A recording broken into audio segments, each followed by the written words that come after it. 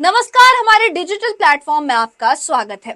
गिनती अब सिर्फ लोगों की नहीं, हिस्सों की भी होगी। सवाल अब सिर्फ कितने लोग हैं ये नहीं, बल्कि कौन, कहां और किस हक में खड़ा है ये भी होगा। 94 साल बाद भारत एक ऐसे दौर में प्रवेश कर रहा है जहां जनगणना सिर्फ आंकड़ों का खेल नहीं बल्कि सामाजिक न्याय का आईना भी बन सकती है। 1931 के बाद पहली बार केंद्र सरकार ने जातिगत जनगणना को औपचारिक रूप से शामिल करने का ऐलान किया है, वो भी 2027 की जनगणना के साथ।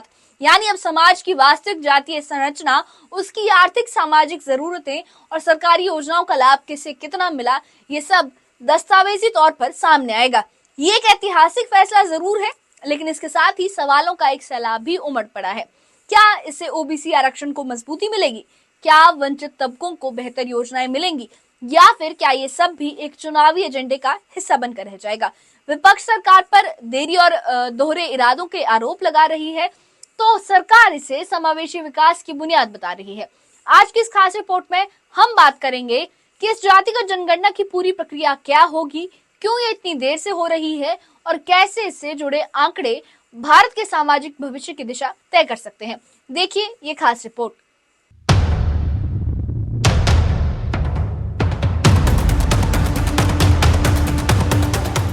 भारत में आखिरी बार 1931 में जातिगत जनगणना कराई गई थी। तब से अब तक सिर्फ एससी और एसटी समुदायों की गणना होती रही, जबकि अन्य जातियों के आंकड़े सरकारी रिकॉर्ड से नदारद रहे। अब 94 साल बाद केंद्र सरकार ने 2027 में होने वाली जनगणना के साथ जातिगत गणना को शामिल करने का फैसला लिया है। ये फैसला न सिर्फ ऐतिहासिक है, बल्कि सामाजिक योजनाओं और आरक्षण नीतियों को नए आधार पर खड़ा करने की दिशा में बड़ा कदम भी माना जा रहा है। सरकारी सूत्रों के अनुसार 16 जून 2025 को नोटिफिकेशन जारी किया जाएगा और इसके साथ ही प्रक्रिया शुरू हो जाएगी। जनगणना 2 चरणों में होगी। पहले चरण में 1 अक्टूबर 2026 से जम्मू कश्मीर, लद्दाख और उत्तराखंड जैसे बर्फीले इलाकों में जनगणना की जाएगी। दूसरे चरण में 1 फरवरी से 28 फरवरी 2027 तक देश भर में गणना की प्रक्रिया चलेगी। 1 मार्च 2027 से आंकड़े सामने आने लगेंगे। इस बार जनगणना पूरी तरह डिजिटल होगी और प्रशिक्षित सर्वे टीमें घर घर जाकर डेटा जुटाएंगी। आजादी के बाद से अब तक 7 जनगणनाएं हो चुकी हैं, लेकिन उनमें जातियों के आंकड़े नहीं जुटाए गए। ओबीसी आरक्षण आज भी 1931 की जनगणना के आंकड़ों पर टिका है। इससे ये साफ है कि देश में ओबीसी की वास्तविक जनसंख्या का कोई स्पष्ट रिकॉर्ड मौजूद नहीं है। सामाजिक वैज्ञानिकों और नीति निर्माताओं का मानना है कि जातिगत जनगणना से सामाजिक न्याय की दिशा तय होगी, योजनाओं में पारदर्शिता आएगी और इससे आधुनिक भारत की वास्तविक सामाजिक तस्वीर भी सामने आएगी। हालांकि विपक्ष को सरकार की मंशा पर शक है। कांग्रेस नेता सुरेंद्र राजपूत ने कहा कि 2027 में जनगणना और फिर 2 साल में आंकड़े आने का मतलब है कि 2029 तक महिला आरक्षण लागू नहीं होगा। ये सब सिर्फ जुमलेबाजी है। वहीं कांग्रेस सांसद इमरान मसूद ने इस देरी को लेकर सवाल किया और कहा कि जातिगत जनगणना इतनी देर से क्यों? क्या सरकार इसे भी एक चुनावी इवेंट बनाना चाहती है? कांग्रेस का आरोप है कि ये सब एक राजनीतिक रणनीति है, न कि पारदर्शी जननीति।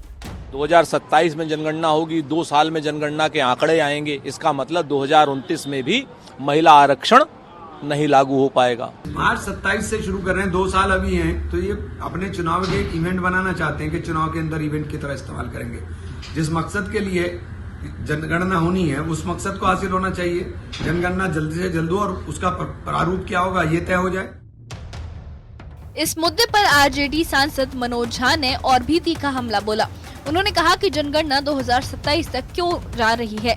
ये सब अनडेटेड चेक की तरह है। सरकार की मंशा में खोट है। हम संसद में सवाल पूछेंगे कि जातिगत जनगणना में सरकार क्या छिपा रही है। मनोज झा ने ये भी कहा कि बिहार चुनाव नजदीक है और जातिगत जनगणना को एक राजनीतिक हथियार की तरह इस्तेमाल करने की कोशिश हो रही है। आरजेडी सांसद और पार्टी के मुख्य प्रवक्ता मनोज झा हमारे साथ हैं। मनोज जी, जनगणना और उसके साथ जातीय जनगणना भी होगी, सरकार ने शेड्यूल जारी कर दिया, कैसे देख रहे हैं? नहीं, आप मुझे बताएं, मैं आपसे पूछता हूं। आज हम 25 के जून महीने की 5वीं तारीख में 27 क्यों जा रहा है? ये कोई कारण नहीं, कोविड नहीं है ना अभी उस स्केल पर।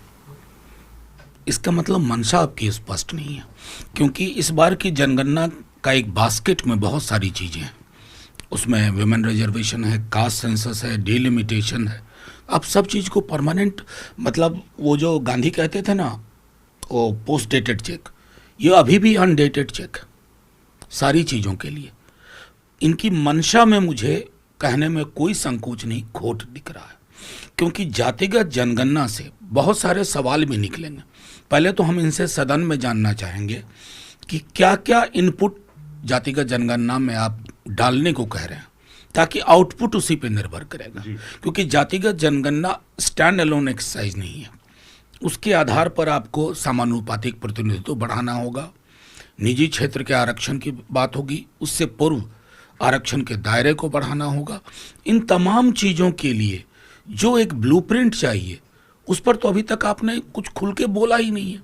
सिर्फ इसलिए कि इसके लिए ट्रैक्शन पैदा हो रहा था ज़मीन पर, आपने सोचा कि अरे इसकी घोषणा कर। वहीं सरकार की तरफ से सफाई भी आई है। पूर्व केंद्रीय मंत्री और बीजेपी नेता मुख्तार अब्बास नकवी ने कहा कि जातिगत जनगणना का मकसद देश के विकास में मदद करना है। ये आंकड़े योजनाओं को बेहतर बनाने, नीतियों की मजबूती और समाज के हर तबके को साथ लेने में अहम भूमिका निभाएंगे। सरकार ने ये भी साफ किया है कि बर्फीले क्षेत्रों में मौसम की वजह से पहले जनगणना शुरू की जा रही है और इसे समय पर पूरा करने का प्रयास होगा। मार्च 2027 तक जो पॉपुलेशन काउंटिंग है वो पूरी हो जाएगी और साथ ही साथ कास्ट सेंसस भी उसमें हो जाएगा, कैसे देख रहे हैं? देखिए, हमारा देश एक बहुत बड़ा देश है, बहुत बड़ी जनसंख्या वाला देश है, उसके सामाजिक और भौगोलिक परिस्थितियों वाला देश है। और जो कास्ट सेंसस हो या सेंसस हो, उसकी जो प्रक्रिया होती है वो बहुत लंबी प्रक्रिया होती है। इसमें जो है वो कोई कागज़ पे बैठ करके और कमरे में बैठ करके और ऑफिस में बैठ करके ये जो है वो जातिगत जनगणना या जनगणना जो है नहीं होती। उसको ज़मीन पे जाके करना पड़ता है, घर घर जा करके करना पड़ता है। और ये प्रक्रिया, इसकी तैयारियां जो है वो मोदी सरकार शुरू से बहुत दिनों से कर रही थी, वर्षों से कर रही थी। और अब ये तैयारियां पूरी हुई हैं और इस दिशा में डेट तारीखें भी आई हैं और मैं मानता हूं कि ये तैयारियां, ये जनगणना शुरू होगी और जो जनगणना के रिजल्ट हैं वो भी जो समय है उसके तहत आएंगे, समय सीमा में आएंगे। सर, जब से अनाउंसमेंट हुआ है कल से, उसके बाद से एक तो सवाल ये पूछा जा रहा है कि डिले हुआ, दूसरा इसको इलेक्शन के साथ जोड़ा जा रहा है कि बिहार के इलेक्शन। देखो, पहली बात, हमारा देश तो चुनावों का देश है। हर साल के हर दूसरे महीने कहीं ना कहीं विधानसभा के चुनाव मिलेंगे आपको, बाई इलेक्शंस देश के मिलेंगे, लोकल बॉडीज़ के चुनाव मिलेंगे, पंचायतों के चुनाव दिखाई पड़ेंगे, कोऑपरेटिव्स के चुनाव दिखाई पड़ेंगे। हमारा देश तो चुनाव का देश है। अभी जो है वो 2-3 राज्यों के चुनाव खत्म हुए और अभी 2 महीने बाद दूसरे राज्यों के चुनाव आ जाएंगे। इसीलिए तो कहा गया ना, एक देश एक चुनाव की दिशा में बढ़ो, तो उसका भी कांग्रेस पार्टी और कुछ लोग विरोध कर रहे हैं। जहां तक सवाल है, कांग्रेस पार्टी कम से कम कुछ तो शालीनता रखे। जातिगत जनगणना पर मचे सियासी घमासान के बीच एक बात बिल्कुल साफ है, बिना सही आंकड़ों के कोई भी नीति अधूरी है। 2027 में होने वाली ये जनगणना महज एक गणना नहीं, बल्कि सामाजिक समानता और प्रतिनिधित्व का दस्तावेज होंगी। इससे ये साफ हो सकेगा कि कौन सा वर्ग कहाँ खड़ा है, किसे क्या जरूरत है और अब तक उसे योजनाओं से कितना लाभ मिला है। सवाल भले सियासी हों, लेकिन जवाब अब आंकड़ों से ही आएंगे और जब आंकड़े बोलेंगे तभी समाज में न्याय की सही बुनियाद रखी जा सकेगी। Bureau report, news 18। कहते हैं सही इलाज के लिए सही जांच जरूरी होती है और जातिगत जनगणना वही जांच है जिसमें हर समाज की जड़ों तक हम पहुंच सकते हैं। 2027 की गणना सिर्फ एक प्रशासनिक प्रक्रिया नहीं होगी, बल्कि ये तय करेगी कि देश की योजनाएं किस दिशा में जाएंगी और विकास की रोशनी किन घरों तक पहुंचेगी। अब तक हमने आरक्षण और सामाजिक योजनाएं 1931 के आंकड़ों के सहारे बनाई थी, लेकिन क्या 21वीं सदी के भारत को 100 साल पुराने डेटा पर चलाना समझदारी है? जातिगत जनगणना के आंकड़े सामने आएंगे तो योजना निर्माताओं को हकीकत दिखेगी, समाज को अपनी जगह समझ में आएगी कि कौन कहाँ है, कितनी मात्रा में है, कितने लोग हैं, और राजनीतिक दलों की वादों की बुनियाद भी आंकड़ों से टकराएगी। लेकिन सवाल भी कह रहे हैं कि क्या ये जनगणना सिर्फ चुनावी कैलेंडर से जुड़ी रहेगी या फिर वास्तविक सामाजिक बदलाव की वजह बनेगी? आखिर में बात इतनी सी है कि आंकड़ों से इनकार करने से नीति नहीं बन सकती और बिना आंकड़ों के न्याय अधूरा रहता है। अब वक्त है कि भारत अपने समाज को पूरी तरह से जाने, ताकि हर तबके को उसकी हिस्सेदारी मिले और सिर्फ घोषणा पत्रों में नहीं, जमीनी हकीकत में भी दिखे। अगर आप भी मानते हैं कि आंकड़ों की ये लड़ाई जरूरी है तो इस रिपोर्ट को शेयर करें और अपनी राय हमें कमेंट बॉक्स में जरूर बताएं। और ऐसे मुद्दों के लिए, ऐसी ही खबरों के लिए और इससे जुड़े अपडेट्स के लिए हमारे चैनल के साथ बने रहिए। हमारे चैनल को सब्सक्राइब करिए। शुक्रिया।